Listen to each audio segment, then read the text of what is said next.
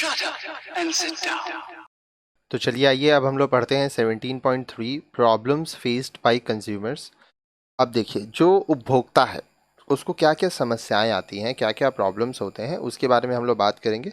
ये वीडियो थोड़ा बड़ा है, इसको अच्छे से ध्यान से पढ़िए क्योंकि इसमें आपको काफ़ी जानकारी मिलेगा। ठीक है। When buying products from the market, you may face certain problems. Let us discuss some of them. बाजार से खरीदारी करते समय आपके सामने कई समस्याएं आ सकती हैं। आइए उनकी चर्चा करते हैं। 17.3.1 सबसे पहला प्राइस वेरिएशन। अब देखिए जो दाम है वो अलग अलग लोग लेते हैं, लोगों को धोखा देते हैं। Many times while purchasing products, you may notice that the price of the same item is different in different shops within the same market. कई बार आप जब सामान खरीदेंगे तो खरीदारी करते समय एक ही बाजार में अलग अलग दुकानों पर एक ही सामान का अलग अलग दाम होता है। ठीक है। There are also price variations between markets. अलग अलग बाजारों में भी जो मूल्य है वो अलग अलग होता है। Now why do price vary? जो दाम है उसमें इतनी भिन्नता क्यों होती है? Sometimes prices vary due to certain genuine reasons, and at other times they vary because the salesperson want to overcharge you. Let us understand the reason first. अब देखिए कई बार जो दाम है, जो मूल्य है, वो इसलिए अलग होते हैं क्योंकि इसका जेन्युइन रीज़न होता है, वास्तविक कारण होता है। ठीक है। जैसे मान लीजिए आप अगर होलसेल मार्केट में जाएंगे और वहाँ से कोई व्यक्ति जाता है सामान खरीद के आपके लिए एक रिटेल शॉप में बेच रहा है, तो ऑब्वियसली वो आपको होलसेल मार्केट से कुछ पैसा एक्स्ट्रा लेगा। ठीक है। क्योंकि वो आपके लिए गया, उसका समय लगा, आने जाने का भाड़ा लगा। ठीक है। तो ये सब का कुछ एक्स्ट्रा चार्जेस होगा। लेकिन कई बार ऐसा तब भी होता है जब सेल्समैन आपसे अधिक पैसा वसूलना चाहता है, आपको धोखा देता है। ठीक है। अब धोखा यहाँ पे इसलिए क्योंकि देखिए जो प्रोडक्ट का एक्चुअल प्राइस है वो आपको पता नहीं है। ठीक है। कितना में मिलना चाहिए वो भी पता नहीं है, तो वो मनचाहा दाम ले लेता है। आइए पहले इसका कारण समझ लेते हैं। Prices are lower for the same product in wholesale market as compare to the retail market. आप जब थोक बाजार में जाएंगे तो थोक बाजार में एक ही वस्तु का मूल्य खुदरा बाजार से कम होता है। ठीक है। Prices of packed products are higher than the prices of for the same product when sold loose. This is due to packaging charges in packed goods. खुली वस्तुओं की अपेक्षा उचित प्रकार से अच्छे तरीके से पैक की गई वस्तुओं का दाम अधिक होता है। ऐसा पैकेजिंग कॉस्ट की वजह से होता है। ठीक है। अब देखिए maximum retail price MRP, inclusive of all taxes, also called MRP, printed on the label of the product, includes the commission of the seller. If he is ready to forego a part of it, he sells the product at a price lower than the MRP to attract consumers and make them regular customers. अब देखिए MRP, maximum retail price, अधिकतम खुदरा मूल्य। अब देखिए इसमें सभी तरह के टैक्स इंक्लूड होते हैं, इंक्लूसिव ऑफ ऑल टैक्सेस, सभी तरह की कर सहित। जो वस्तुओं के लेबल पर छपा होता है उसमें विक्रेता का कमीशन भी शामिल होता है। यदि वह अपने कमीशन का अंश छोड़ दे तब वह उपभोक्ताओं को लुभाने के लिए अपने उत्पाद को MRP से कम मूल्य पर बेचकर उन्हें नियमित उपभोक्ता बना लेता है। आप दुकान जाते होंगे तो आप देखते होंगे कि कोई कोई दुकानदार आपसे MRP पे 10% या 20% लेस अमाउंट लेता है। ठीक है। इसका मतलब क्या हुआ? मान लीजिए आप कोई प्रोडक्ट है जिसका दाम 100 रुपया लिखा हुआ है। ठीक है। आप गए, वो आपको 90 में दे दिया, 85 में दे दिया। ठीक है। तो इससे क्या होता है कि कस्टमर बार बार उसके दुकान में जाता है। जो दुकानदार आपको डिस्काउंट देगा, साथ ही साथ अच्छा प्रोडक्ट भी देगा, तो लोग उसके पास जाएंगे। और बिजनेस का एक रूल है, कस्टमर को एक बार में आपको उससे पैसा नहीं लेना है, ऐसा व्यवहार बनाना है कि वो कस्टमर बार बार आए। ठीक है। आगे देखिए purchasing power of people varies in different localities. अब देखिए, अलग अलग स्थान पर लोगों का जो परचेजिंग पावर है, क्रय शक्ति है, वो अलग होता है। The seller charges more from people who have the capacity of paying more. For example, they claim that they provide the products clean and well packed. Showroom is clean, attractive, and the customer can move around and select the products. There is also facility of free home delivery. अब देखिए, जो seller है, विक्रेता है, उन लोगों से ज़्यादा पैसा वसूलता है जिनके पास परचेजिंग पावर ज़्यादा है, जिनकी कमाई ज़्यादा है। ठीक है, इसके लिए उनका तर्क यह होता है कि उनके उत्पाद बहुत साफ हैं और अच्छी प्रकार से पैक किए गए हैं। उनके शोरूम भी साफ व आकर्षक होते हैं, जिनमें उनके उपभोक्ता घूमकर अपनी पसंद के उत्पादों का चुनाव करते हैं, और वे घर में मुफ्त भेजने की सेवा भी अपने उपभोक्ताओं को देते हैं। अब देखिए, एक होता है कस्टमर एक्सपीरियंस। ठीक है, तो कस्टमर उसके लिए थोड़ा एक्स्ट्रा पैसा देने को रेडी होता है। आप एक नॉर्मल कपड़ा अगर रोड से खरीदेंगे और एक कपड़ा आप मॉल से खरीदेंगे, तो ऑब्वियसली आप मॉल से खरीदेंगे तो वहाँ पे आपका कस्टमर एक्सपीरियंस अच्छा है, तो वहाँ पे आप कुछ एक्स्ट्रा पैसा दे सकते हैं।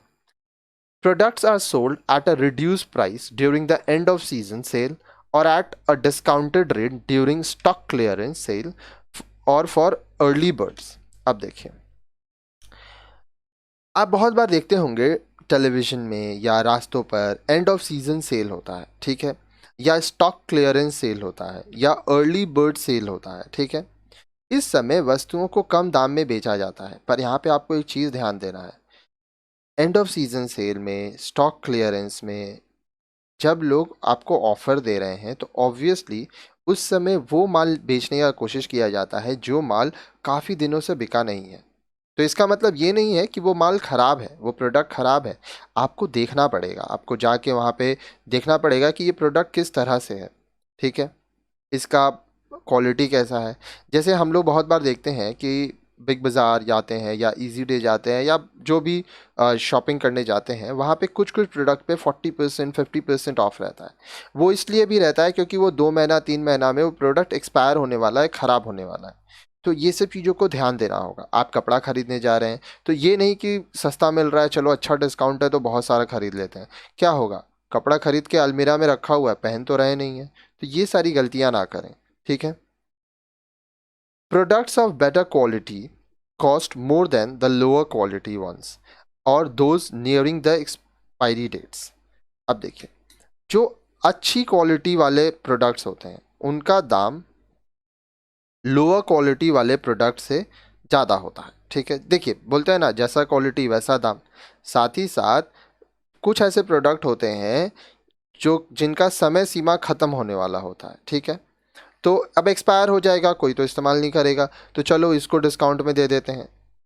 Some of the ways in which sellers overcharge you are.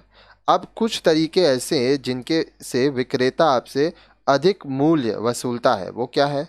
Selling a copy of the popular brand name. अब प्रचलित ब्रांड की नकल वाले उत्पाद बेचकर, हम लोग बोलते हैं ना फर्स्ट कॉपी है। ठीक है, दिखने में एकदम लगेगा कि ब्रांडेड है लेकिन वो नहीं रहता है। तो ये सब भी आपको ध्यान देना होगा। अब आप कहेंगे कैसे समझ आएगा? इस्तेमाल करते करते समझ में आएगा। लोगों के साथ जो उस प्रोडक्ट को इस्तेमाल करते हैं, उस ब्रांड को इस्तेमाल करते हैं, उनसे बात कीजिए। MRP for certain products varies in different states. These are mentioned on the label, and the shopkeeper takes advantage of this to charge the highest mentioned MRP. अब देखिए, अलग अलग राज्यों में कुछ विशिष्ट उत्पादों की MRP भी अलग होती है, जो इन उत्पादों के लेबल पर छपा होता है। जो सेलर होता है, विक्रेता इसका फायदा उठाकर सबसे अधिक MRP वसूल लेता है। Selling items loose without a label or packaging so that you cannot read and check its real price. वस्तुओं को बिना पैकेजिंग व लेबल के खुला बेचकर, ताकि आप उस वस्तु का वास्तविक मूल्य ना तो जान सके और न ही पढ़ सकें। ठीक है, तो इस तरह से भी आपसे ज़्यादा पैसा ले लिया जाता है। फिर आता है अडल्ट्रेशन और एंड पुअर क्वालिटी। अडल्ट्रेशन का मतलब होता है मिलावट करना, और पुअर क्वालिटी का मतलब होता है निम्न गुणवत्ता, मतलब जिसका क्वालिटी अच्छा नहीं है, ठीक है। Adulteration means addition of certain things or their removal from a product, thereby lowering its quality. मिलावट का अर्थ है किसी उत्पाद में किसी चीज़ों को मिलावटी करना या फिर किन्हीं चीज़ों को निकाल देना ताकि उसकी गुणवत्ता कम हो जाए। Adulteration can also occur because of the use of poor quality raw materials or poor method of production or inappropriate storage of finished products. अब देखिए, उत्पाद को तैयार करने के लिए में निम्न कोटि का कच्चा माल लगाना या उत्पादन की गलत विधि अपनाना या अनुचित भंडारण द्वारा मिलावट किया जाता है। Adulteration is usually intentional. अब देखिए, आमतौर पर जो मिलावट है वो जानबूझकर ही किया जाता है। Such products may be harmful for the health and safety of consumers. अब ऐसे उत्पाद उपभोक्ता के स्वास्थ्य व सुरक्षा के लिए हानिकारक हो सकते हैं। However, all low quality products may not necessarily be adulterated ones.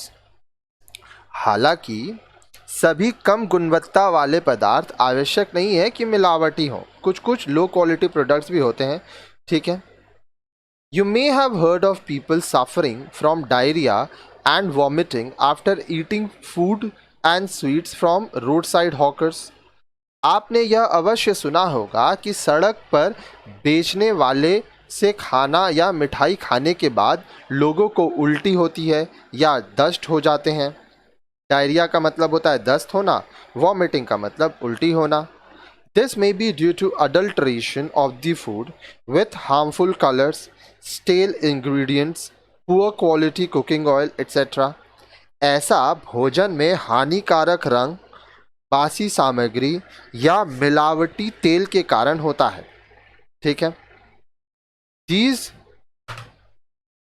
food items may also have been contaminated with germs. अब यह जो खाद्य सामग्री है, फूड आइटम्स है, इसमें कीटाणु भी लग जाते हैं क्योंकि ये रोड में खुले में बिक रहे हैं। Therefore, it is important that we critically evaluate nutritional claims from advertisements and nutrition related news stories. लोगों को इसलिए ये ध्यान देना होगा कि हमें किस प्रकार के पोषण चाहिए, ठीक है, विज्ञापन में क्या दिखा रहा है, स्टोरीज में क्या दिखा रहा है, न्यूज़ स्टोरीज में, समाचार में। Cases of people getting electric shocks from poorly designed electric irons and immersion rods may not be new to you. अब देखिए, लोगों को खराब इस्त्री या पानी गर्म करने की रॉड से लगे झटके आपने सुने ही होंगे। Many fabrics shrink or the color fades after very first wash. कई कपड़े सिकुड़ जाते हैं या उनका रंग कच्चा हो जाता है जब आप उसको धोते हैं। Readymade garments that are stitched badly or have loose buttons are the other examples of poor quality products. अब देखिए, रेडीमेड गारमेंट्स, सिले सिलाए वस्त्रों में भी निम्न गुणवत्ता खराब सिलाई व कारीगरी में दिखाई पड़ती है, बटन्स खुल जाते हैं, तो इस तरह से मिलावट होता है। फिर है non availability, hoarding and black marketing. अब देखिए, अनुपलब्धि, जमाखोरी व कालाबाजारी। There may be occasions when you do not find certain products in the market. This is non availability may be because of any of the following reason.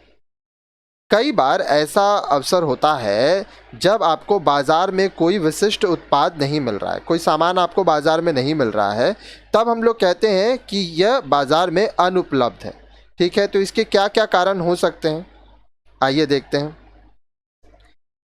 ध्यान से पढ़िए। Genuine and unavoidable reasons like off season, lower production or less supply due to transporters strike or a natural calamity like drought or floods.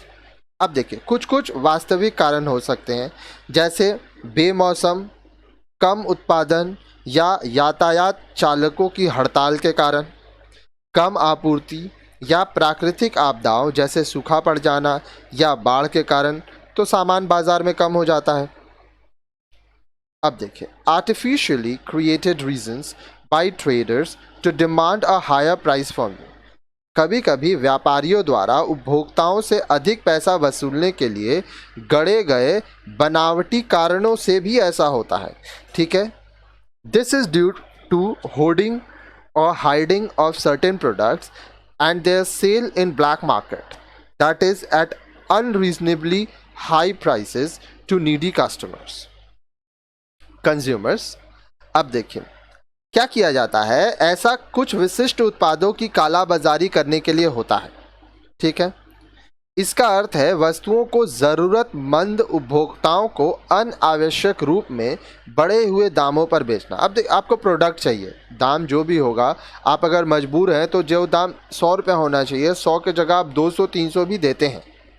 Many times when the manufacturers want to raise prices, they temporarily withhold the supply of their products from the market, thus causing artificial scarcity. कई बार जब उत्पादक वस्तुओं के मूल्य बढ़ाना चाहते हैं तो वे बाजार में अपने उत्पादों की आपूर्ति कुछ समय तक जानबूझकर कम कर देते हैं। Even in normal periods, when the sellers expect a rise in price, they hoard products. सामान्य दिनों में भी जब विक्रेता को ऐसा लगता है कि दाम बढ़ेगा, तब वे वस्तुओं की बिक्री को बंद करके जमाखोरी करने लगते हैं। For example, you may find such a situation for petrol, butter, cooking oil, etc. in the months of January and February. That is just before the budget and the government announcements of new policies on taxes, duties, etc. उदाहरण के लिए आप ऐसी स्थिति petrol, मक्खन, तेल आदि के साथ जनवरी और फरवरी के महीने में देख सकते हैं, यानी बजट आने से ठीक पहले, जब सरकार कर आदि की नई नीतियों की घोषणा करती है। फिर आता है डिफेक्टिव वेट्स एंड मेजर्स। अब दोषपूर्ण बाट लगाना या मापना, लोग वजन में चोरी करते हैं। Shopkeepers use several mal practices while measuring और weighing what you buy. These में भी जो भी वस्तुएं आप खरीदते हैं, विक्रेता उन वस्तुओं को तोलते या नापते समय कई प्रकार के गलत तरीके अपनाते हैं, वो आपको धोखा देते हैं। अब उनमें से क्या क्या तरीके हैं?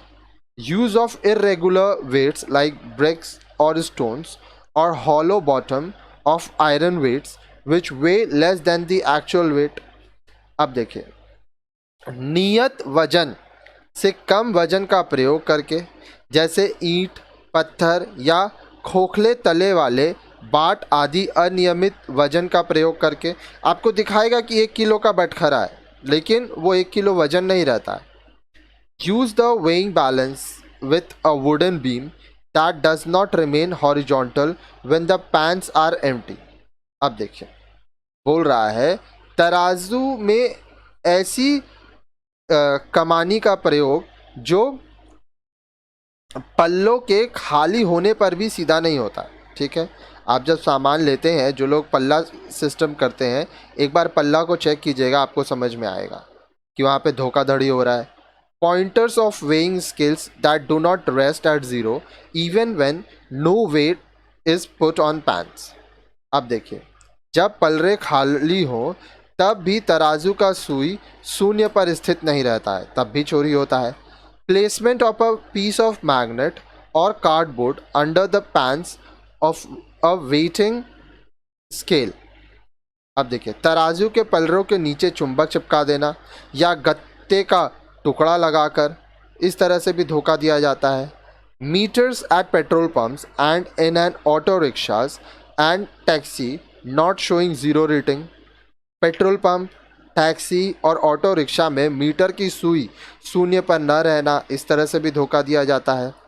Use of a measure that may be dented और with a false bottom to give less measurement of liquids like milk और oil.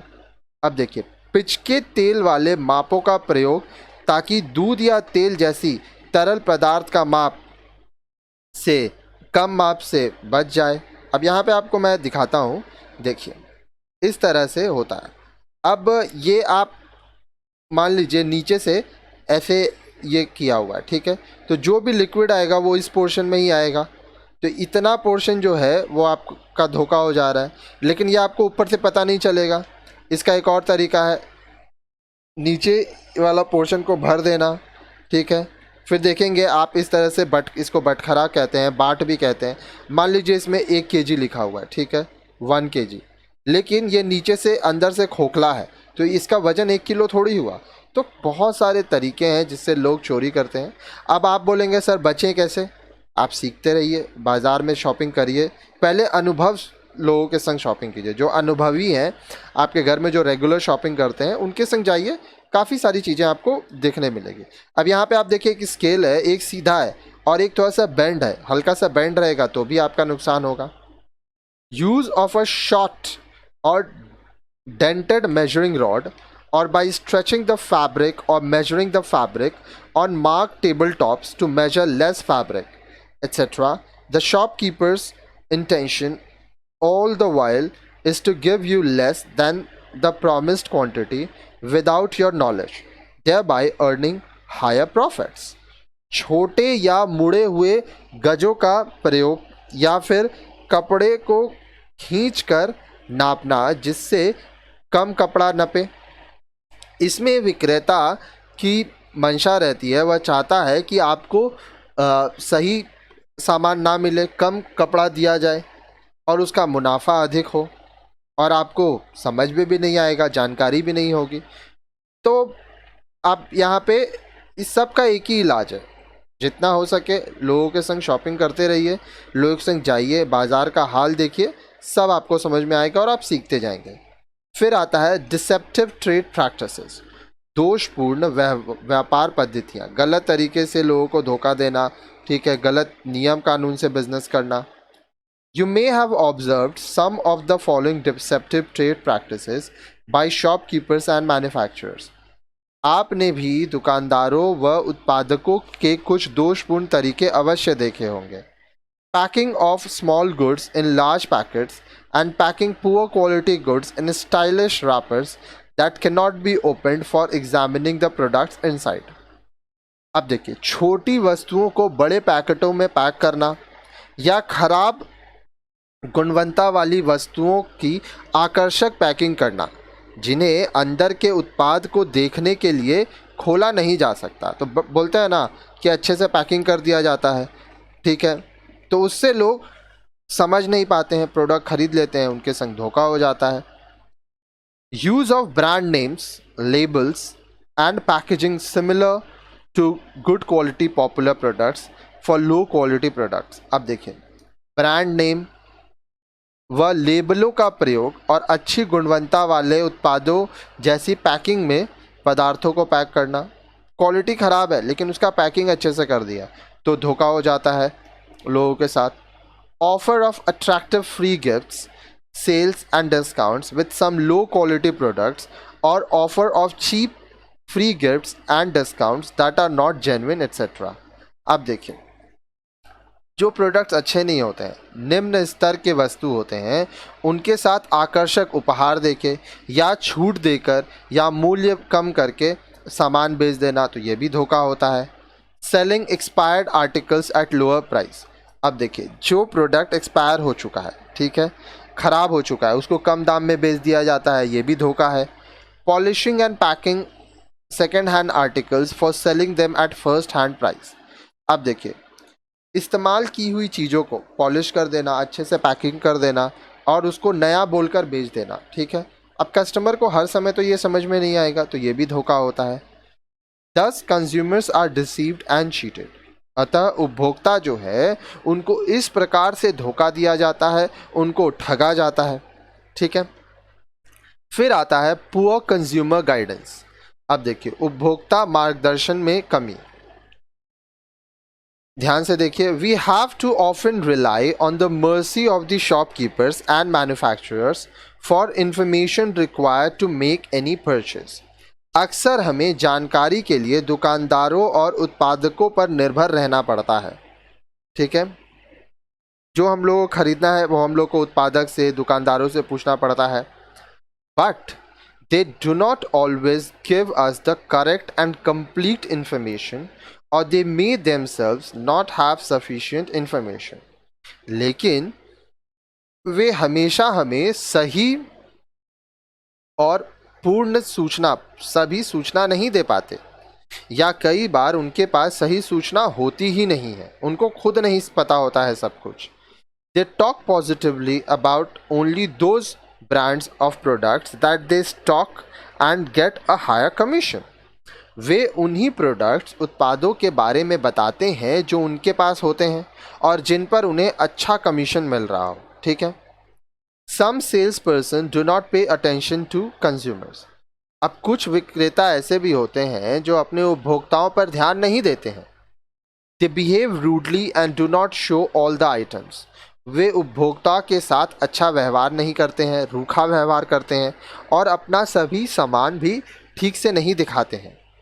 Thus the consumer get very little help from these salesperson while making choices. Also, there are no standardized consumer booklets available that one can refer to. अब देखिए इससे क्या होता है, जो उपभोक्ता है उसको चुनने के लिए ज़्यादा सामान नहीं मिलता है, बहुत कम सहायता मिलती है। साथ ही साथ कोई भी स्टैंडर्डाइज कंज्यूमर बुकलेट नहीं होता है जिससे उनको ये पता चले कि क्या प्रोडक्ट अच्छा है, क्या प्रोडक्ट अच्छा नहीं है।